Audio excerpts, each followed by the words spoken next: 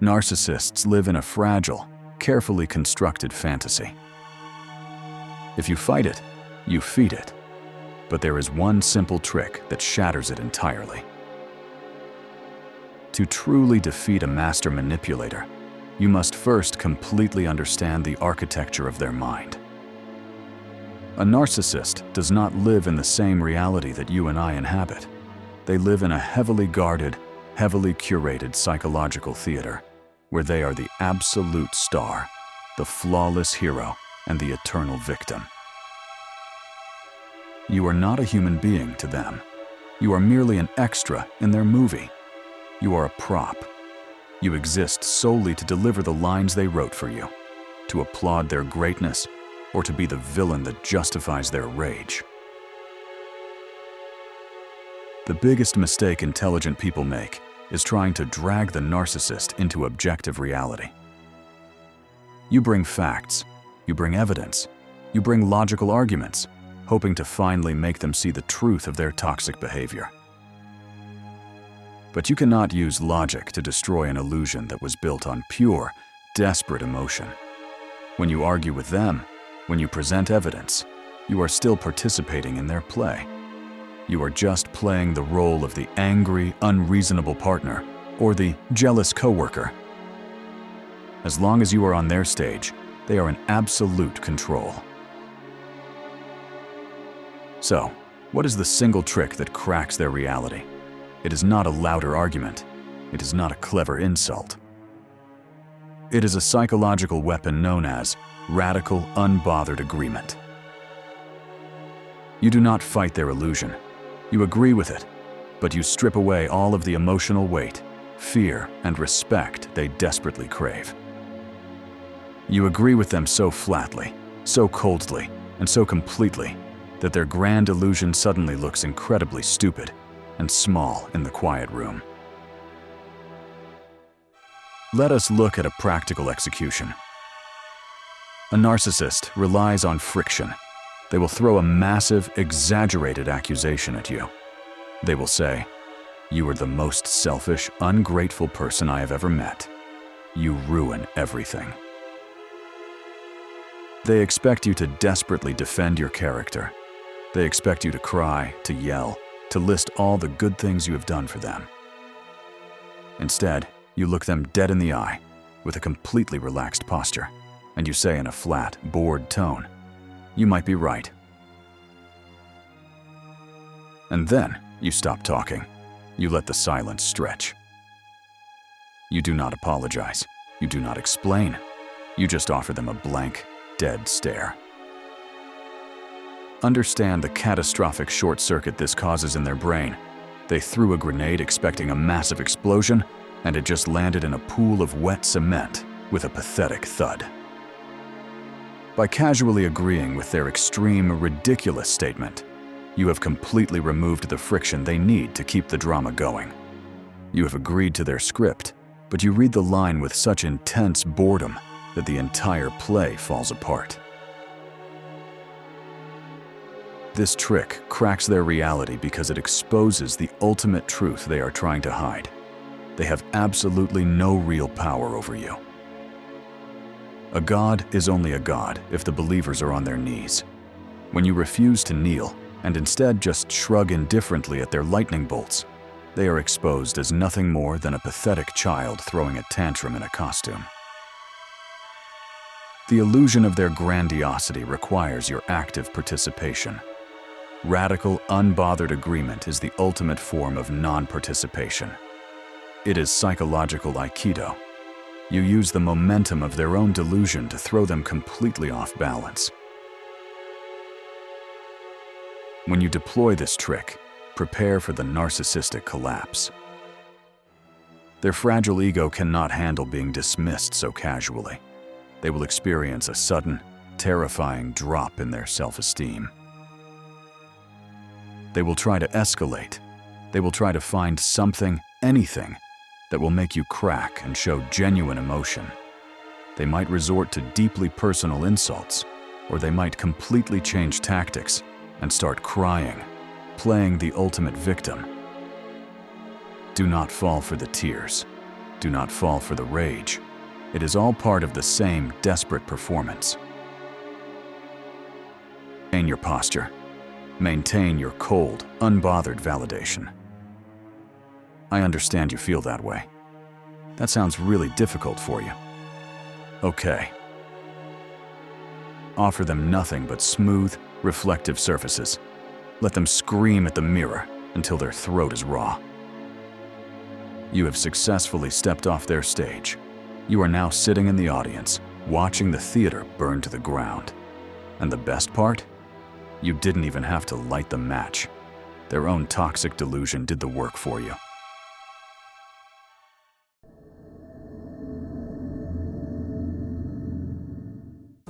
You are being manipulated right now, and you don't even know it. Here are 5 invisible traps predators set for you every single day. We are often conditioned to look out for the massive, explosive red flags. We look for the screaming, the obvious lies, and the undeniable betrayals. But highly intelligent, toxic predators do not usually operate with explosions. They operate with surgical precision. They use micro-manipulations, tiny, almost invisible cuts that slowly drain your reality, your confidence, and your sanity over months and years. By the time you realize you are bleeding out, they have already convinced you that you are holding the knife. Today, we expose their invisible playbook. Micro-manipulation. Number 1. The plausible deniability. Insult, also known as Schrödinger's douchebag. This is when a toxic person delivers a brutal, highly calculated insult about your weight, your intelligence, or your career, but wraps it in a thin layer of sarcasm. If you stay quiet and absorb the pain, they successfully damaged your self-esteem. But if you react, if you show that you are hurt, they immediately pull the ripcord. They say, "Wow, you are so sensitive. I was obviously just joking. Can't you take a joke?" They make you feel crazy for having a normal human reaction to disrespect. The counter move? Do not get angry. Simply stare at them with cold, dead eyes and calmly say, "Explain the joke to me. I don't get why that's funny." Watch them panic as they are forced to dissect their own cruelty in the silence. Micro-manipulation. Number 2. Weaponized incompetence. This is a favorite tactic of lazy, parasitic individuals in relationships and workplaces. They deliberately do a task so poorly, so completely wrong, that you get frustrated and simply do it yourself. They will say, "You are just so much better at this than I am," or "I didn't want to mess it up, so I waited for you."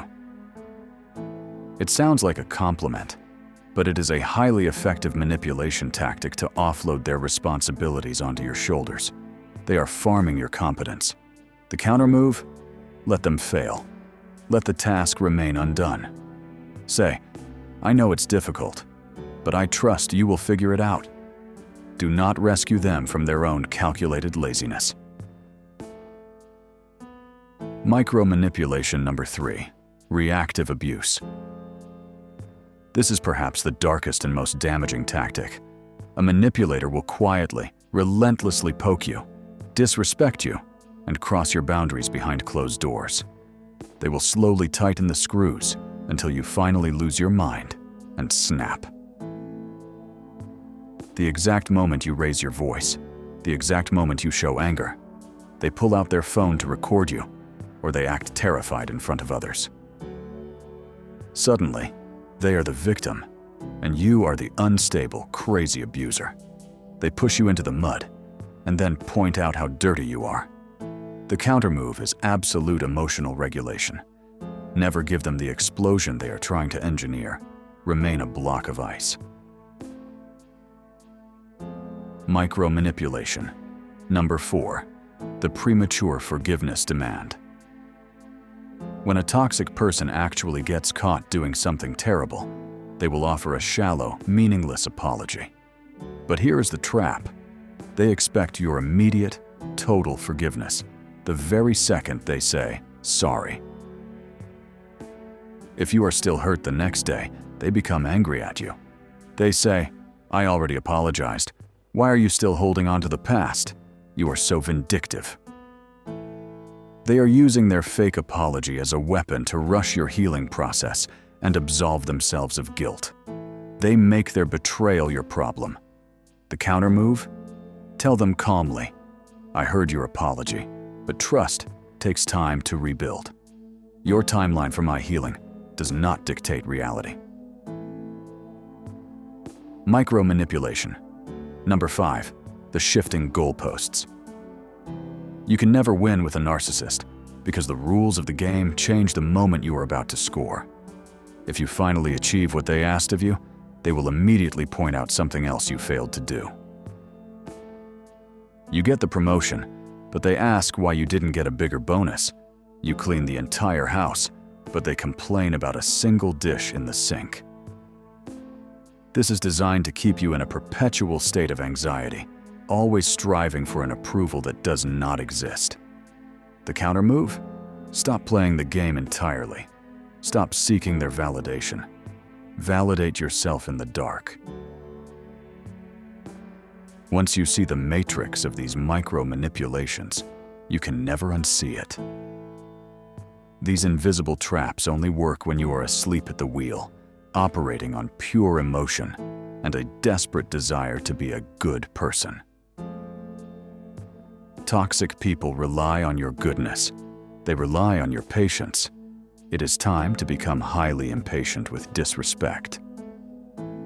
Guard your mind. Recognize the subtle cuts. And remember, the quietest person in the room is the only one who sees exactly who is holding the knife.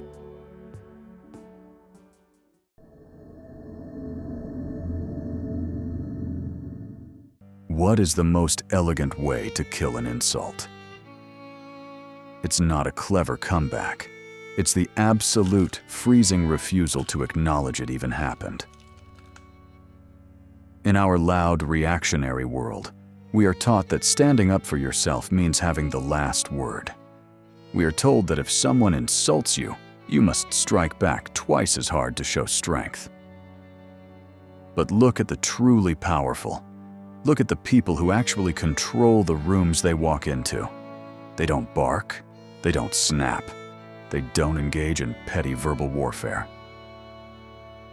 True power is elegant, and the highest form of elegance in the face of disrespect is absolute, crushing silence. Think about the psychology of an insult. When someone tries to disrespect you, whether it's a condescending remark in a meeting or a passive-aggressive comment at dinner, they are making a bid for power. They are essentially saying, I can affect your emotions. I can dictate the temperature of this room. They are waiting, with bated breath, for your reaction. If you get angry, you have validated their power. If you try to explain why they are wrong, you have accepted their premise. You have surrendered your peace to their chaos. Now, imagine the opposite. Imagine you simply stop. When the insult is delivered, you do not flinch. You do not roll your eyes. You do not scoff.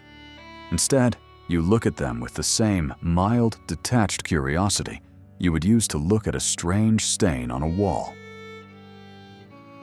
You wait. You let the silence stretch until it becomes heavy.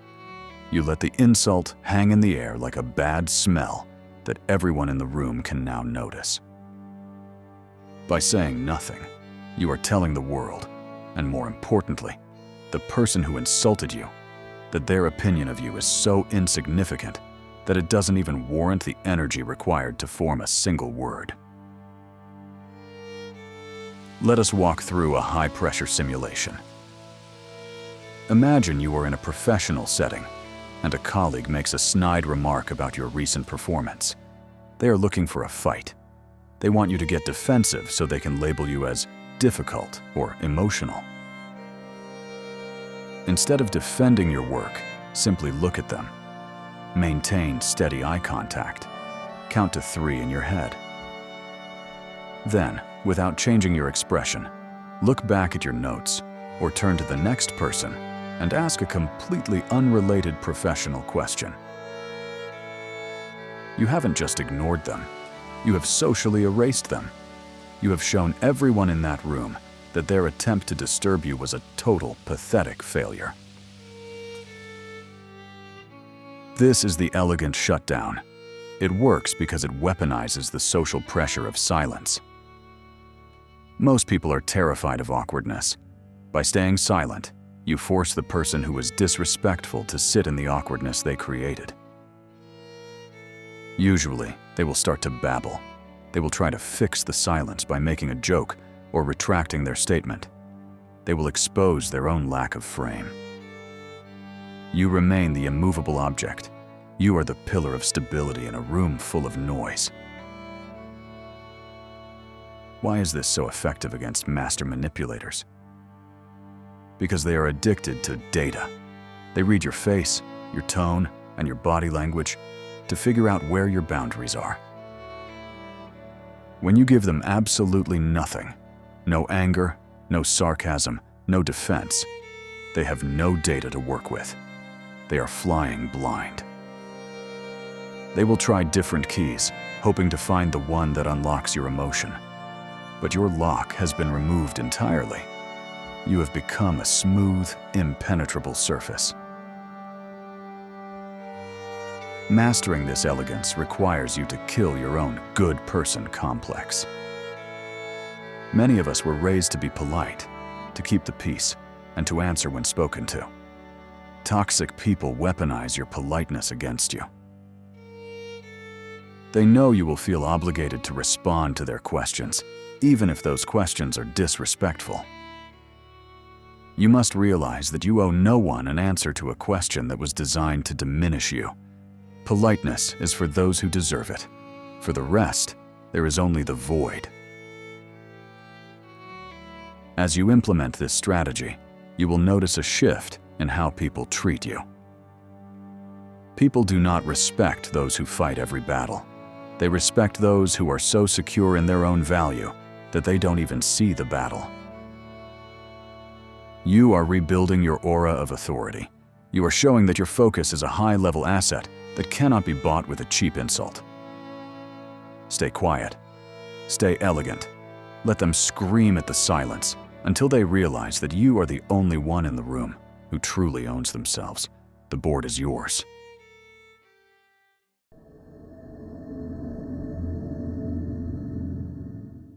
They think they are playing you. They think they have you trapped in their script. Today, we flip the board. Today, you become the one they should have never tried to control. A master manipulator is like a grandmaster chess player who only plays against beginners. They win because they know exactly how a beginner will react to every move. They use guilt, they use gaslighting, and they use fear to keep you moving exactly where they want you. But their entire strategy is built on one fatal assumption: that you will continue to follow the rules of the game they created. The moment you stop following their rules, their entire system of control collapses into dust. To flip the game, you must first stop being a player and start being the architect. The first step in flipping the game is information sterilization. A manipulator needs information to hurt you. They need to know what you love, what you fear, and what you are insecure about. They are constantly mining you for vulnerabilities. From this second forward, you stop giving them the truth. When they ask how you feel, give them a vague, boring answer. When they try to find out your plans, stay mysterious. Give them false vulnerabilities. Let them think they've found a way to hurt you, but make sure it's a decoy. While they are busy attacking the decoy, you are quietly observing their entire methodology from the shadows. Step 2. Break the script. Every manipulator has a predictable script. For example, if they do something wrong, their script is to blame you, until you apologize for their mistake.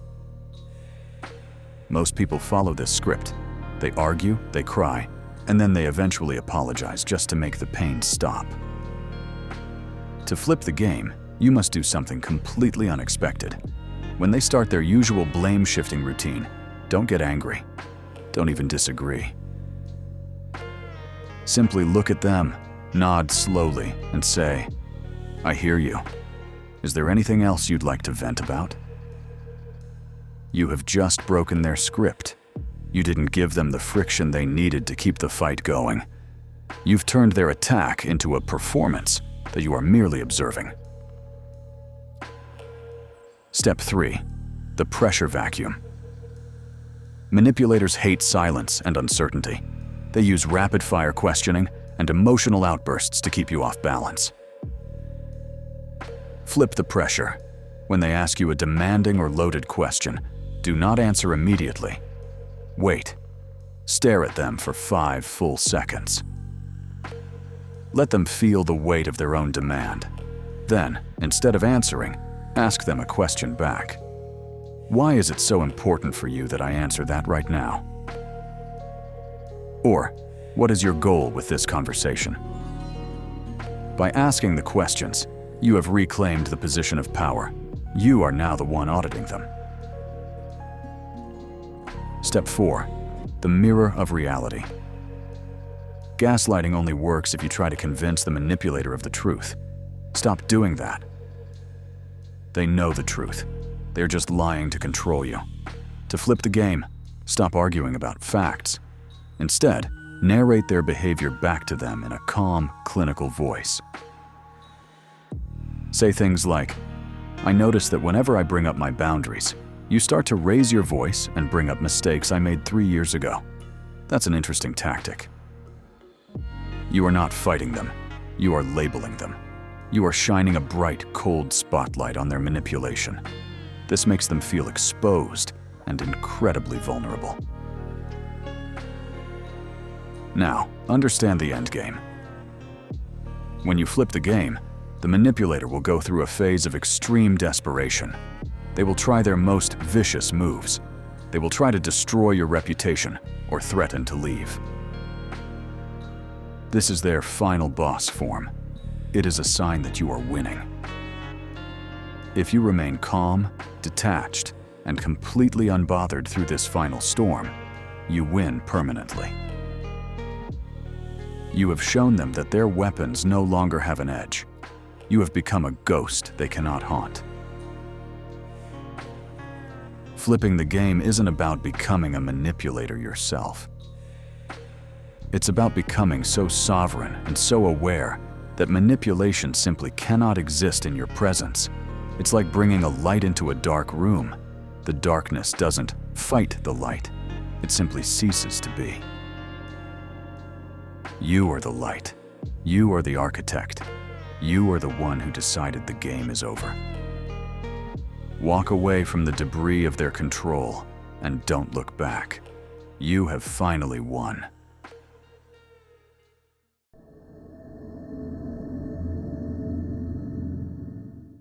The most dangerous thing you can do to an ego-driven predator is to give them exactly what they think they want. Let them win the argument. Let them have the last word. Watch them drown in their own victory. We are biologically wired to want to win. In a conflict, our ego screams at us to prove our point, to expose the lie, and to emerge as the victor. But in the world of dark psychology and manipulation, winning the argument is often the biggest trap you can fall into. When you fight a toxic person to win, you are still bound to them. You are still breathing their air.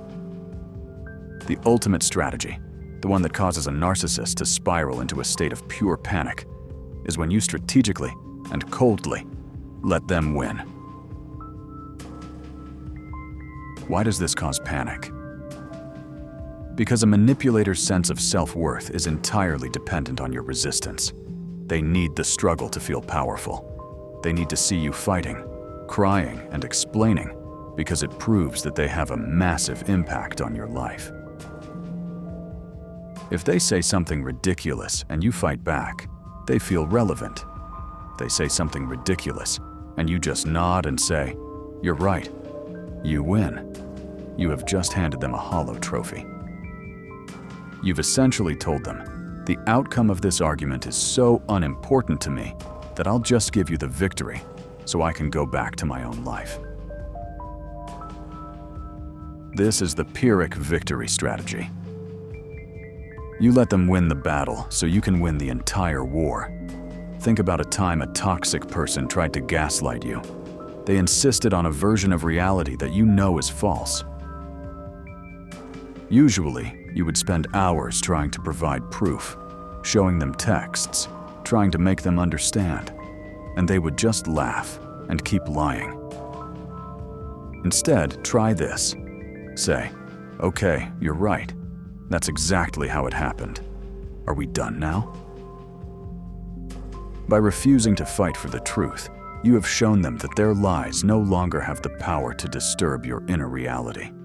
You've made their win feel like an act of charity from your side. When you let a toxic person win, they lose their most important tool, your emotional energy. Without the friction of your resistance, they are left alone with their own toxicity. It's like a fire that has run out of oxygen. Watch what happens next. They will often become confused, then agitated.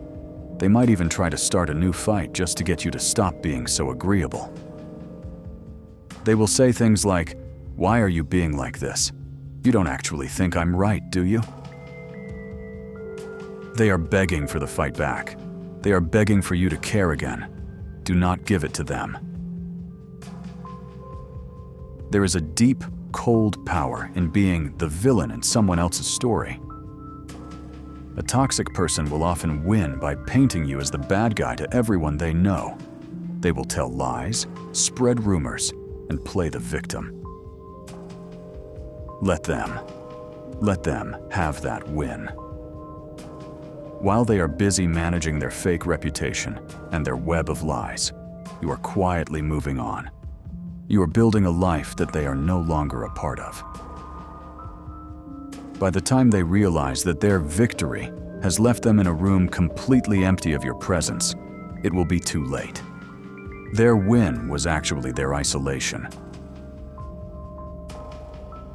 Strategic surrender is the ultimate move of the sovereign mind.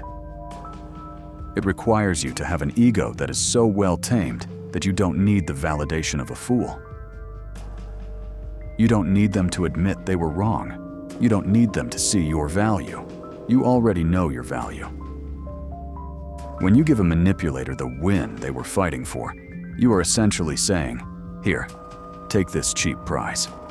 I have much more important things to do than play this game with you." It is the ultimate display of detachment.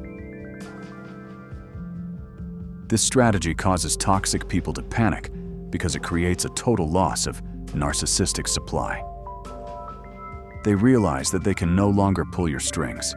They realize that you have stepped off the board entirely. A predator without prey is just a starving animal. By letting them win, you have removed yourself as the prey.